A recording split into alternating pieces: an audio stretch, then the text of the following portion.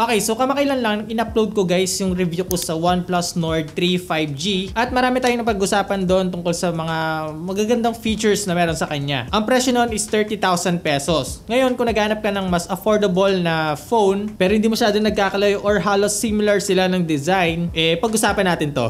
Ito guys, ang OnePlus Nord CE3 Lite 5G. Ang official SRP nito sa atin ay 14,990 pesos na may 8GB of RAM, 256GB of internal storage. Kumusta naman kaya ang performance nito at ano yung mga kaya niyang i-offer sa atin? At meron din pala akong tatlong bagay na gustong i-share sa iyo kung meron ka na dyang CE2 Lite and then gusto mo mag-upgrade ng CE3 Lite. Kung gusto mo malaman yung mga yon, tapusin mo itong video na ito. O tara, pag-usapan na natin to kaya wag na natin patagalin pa. Let's do this!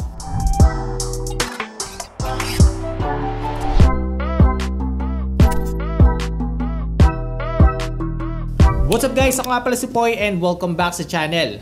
Game, unbox na natin to. Okay, so ganito yung itsura ng box nitong OnePlus Nord CE3 Lite 5G. Same na same siya dun sa box ng OnePlus Nord 3, no? Now, pagbukas natin dito, una natin makikita itong maliit na box na may lamang mga documents. Andito syempre yung kanyang SIM ejector tool. And yes, good news kasi meron tayo ditong free case. After nyan guys, makikita na natin itong OnePlus Nord CE3 Lite 5G. Then sa pinakailalim, meron siyang charger which is capable ng 67 watts na charging. And of course, hindi mawawala dyan yung signature na Type-C na kulay pula na charging cable ng OnePlus. And here's it guys, ang OnePlus Nord CE3 Lite 5G.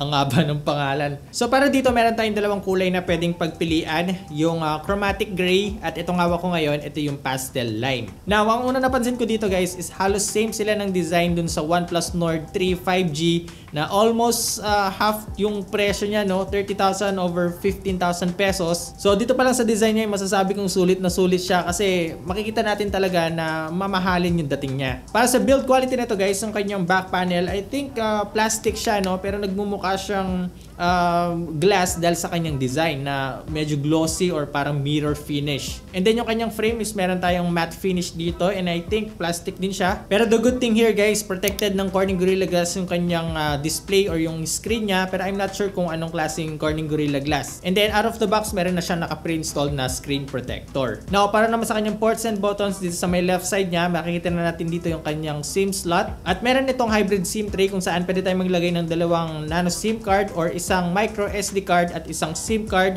At expandable siya guys up to 1 terabyte. Ngayon, dito naman sa kanyang right side, makikita na natin dito yung kanyang power button / fingerprint scanner. Okay naman yung placement ng button niya guys, no? Hindi siya mahirap gamitin kapag gumagamit tayo ng fingerprint. And very responsive din yung kanyang scanner, kaya wala akong naging problema sa kanya kapag ino-open ko yung phone. Now, dito naman sa pinakailalim guys, yes, meron pa rin tayo ditong 3.5mm headphone jack. Good news to sa mga audiophile na gumagamit pa rin ng mga mamahaling IEM and sa mga merong wireless earbuds. Kung sakaling malubat kayo, may option pa rin kayo na gumamit ng wired earphones. And then of course, nandiyan yung kanyang main microphone, yung kanyang USB Type-C port for charging, and of course yung kanyang speaker. By the way guys, meron tayong dual stereo speakers dito sa OnePlus Nord CE3 Lite 5G. And surprisingly guys, napakaganda, no, ng audio quality ng kanyang dual speakers. Meron pa nga itong unique feature kung saan pwede pa natin siyang ilakas hanggang 200 volume level. Now, sa mga gustong marinig yung kanyang sound quality, ito guys, pakinggan nyo.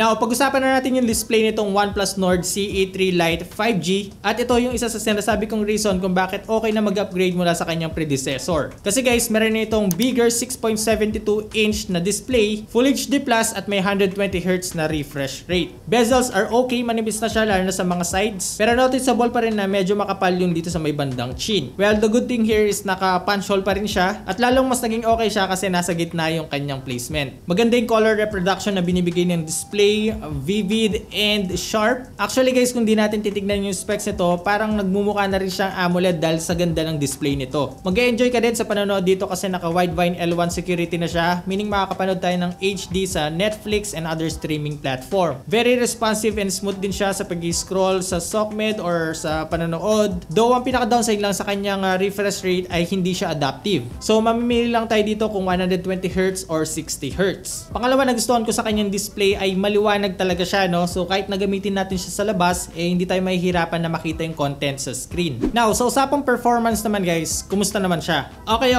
Alam ko na yung sasabihin nyo. Dahil Snapdragon 695 na naman yung chipset dito. Well, yes, medyo disappointing pero guys, sinasabi ko na sa inyo, wala akong nakitang problema sa paggamit dito. Yun naman kasi maganda kapag ginagamit nila ulit yung processor, mas nagiging optimize yung device kung saan nila ilalagay ito. Kasi nagamit na nila before so alam na nila kung paano i-optimize, paano ayusin, paano i-manage yung chipset na yun para dun sa bagong device. Samahan pa natin ng napakalinis na Oxygen OS 13, talaga naman magiging okay yung paggamit natin dito. Same sa lahat ng ibang OnePlus na device, napakaganda ng OS nila, very smooth yung kanilang animation and transitions. Ang ganda rin ng iba nilang customizations at yun nga guys, yung iniiwasan natin yung mga bloatware. Kasi almost stock Android na yung may experience natin dito. And then guys, meron tayo ditong 8GB of RAM, 256GB of internal storage.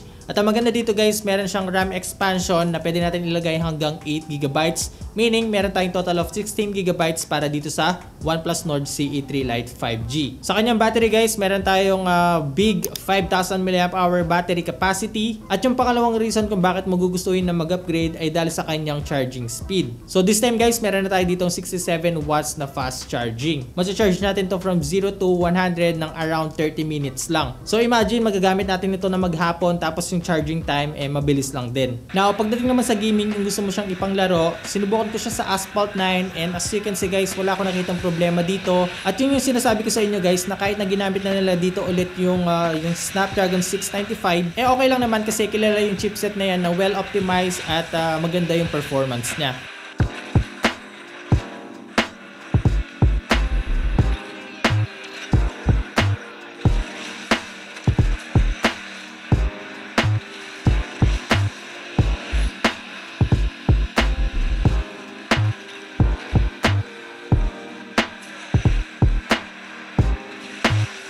Same dito sa Call of Duty Mobile, sinet ko siya guys sa pinaka-highest graphics settings, which is okay naman din yung naging result nito sa multiplayer mode. Hindi ako nagkaroon ng problema sa kanya na render na maayos or maganda yung graphics na nilabas nito at okay yung naging gameplay ko dito.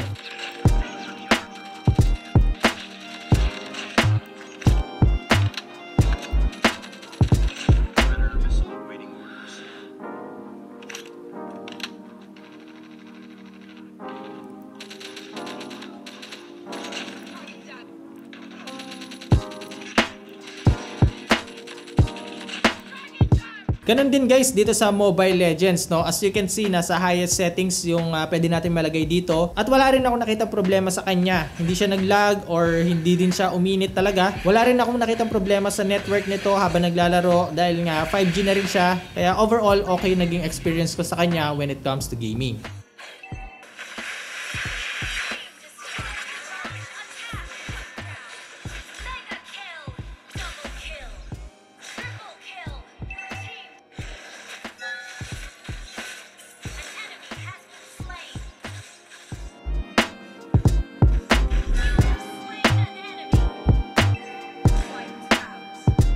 Alright, sa camera naman tayo. Kumusta ang performance ng camera nitong OnePlus Nord CE3 Lite 5G? Ito naman yung pangatlong reason kung bakit ko nasabi na okay na mag-upgrade dito kasi from 64 megapixel na main camera, meron na itong 108 megapixel with Samsung HM6 sensor. May kasama pa rin itong 2 megapixel na depth sensor at 2 megapixel na macro camera and then 16 megapixel naman yung kanyang front camera.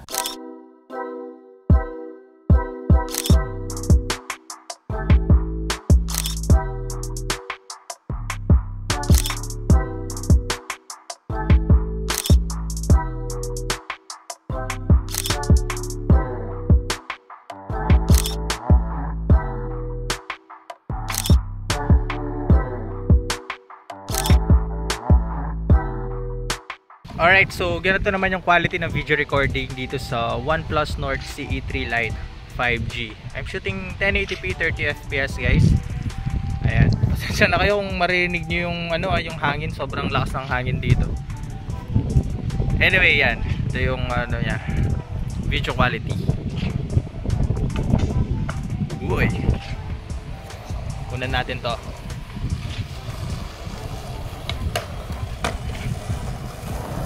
Nice.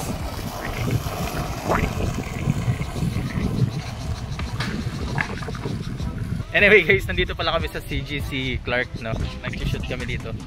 Kumukuha kaming clips. Ito yung sa front camera naman itong OnePlus Nord CE3 Lite 5G 1080p 30fps. So you think, sa palagay nyo, kumusta yung camera performance nitong phone na to? Please comment down below, pag-usapan natin yan. And that's it guys for today's video. Yun na po yung review natin dito sa OnePlus Nord CE3 Lite 5G. Now, meron lang ako mga ilang puntos na gustong i-share sa inyo na napansin ko dito sa phone na to. Una sa lahat, wala tayong ultra-wide camera dito sa phone na to. I'm not sure kung sa iba sa inyo malaki yung impact na wala itong ultra-wide, no? Kasi ako, madalas akong gumagamit din ng ultra-wide. So kung yun yung isa sa camera na ginagamit nyo, wala tayo dito. Pangalawa guys, yung kanyang SIM tray, okay din sana kung triple card slot yung nilagay nila dito. Pero anyway, hybrid type is okay pa din kasi pwede tayong maglagay ng dalawang SIM card at pwede pa rin tayong maglagay ng micro SD card at isang SIM card. Pero yun nga, para sa mga taong gumagamit ng dual SIM tapos gusto pa rin ng may extra storage, yun yung isa sa kailangan yung tandaan dito sa phone na to. Pangatlo guys is yung kanyang video recording. So para dito sa OnePlus Nord CE3 Lite, meron lang tayo ditong hanggang 1080p resolution, no, para sa video recording. Which is understandable naman guys kasi nililimit ito ng processor nito na Snapdragon 695. Kasi yung kaya lang masupport ng chipset na yon is hanggang 1080p lang. Pero bukod dun guys, wala na ako masabi dito sa OnePlus Nord CE3 Lite 5G. Sabi ko nga sa inyo yung pagkakadesign dito hinulman nila dun sa mamahalin na phone nila na OnePlus Nord 3. Kaya naman kung titignan ng iba, hindi nila aakalain na 15,000 pesos lang to. Pangalawa na nagustuhan ko dito is yung kanyang operating system na talagang sobrang linis, sobrang smooth na namamanage pa rin ng OnePlus na malinis yung kanilang Oxygen OS. Napakaganda rin para sa akin guys yung kanyang display. Wala akong masabi, sobrang smooth gamitin at napakaganda ng color profile ng display. And lastly guys, na pinaka nagustuhan ko dito talaga is yung kanyang dual stereo speakers. Sobrang immersive niya, no, kapag ginagamit siya. Lalo na nung nag-game test ako dito, as in rinig ko talaga yung mga footsteps at yung mga gunshots. Nung nag-test ako ng video dito, nagustuhan ko rin yung audio niya. Overall guys, magugustuhan niyo yung audio system nitong OnePlus Nord CE3 Lite 5G. Nakalimutan ko pa yung 5G. Now, kung interesado kayo sa phone na to at sa tingin nyo, ito na yung phone na para sa'yo, meron akong link na nilagay dyan sa description box. Check nyo na lang. Alright, so sana nag-enjoy kayo sa panonood at nakatulong itong video na ito. Paano ba yan? Hanggang dito muna sa ngayon. Ako nga pala si Boy. Unboxing anything just for you. Nice.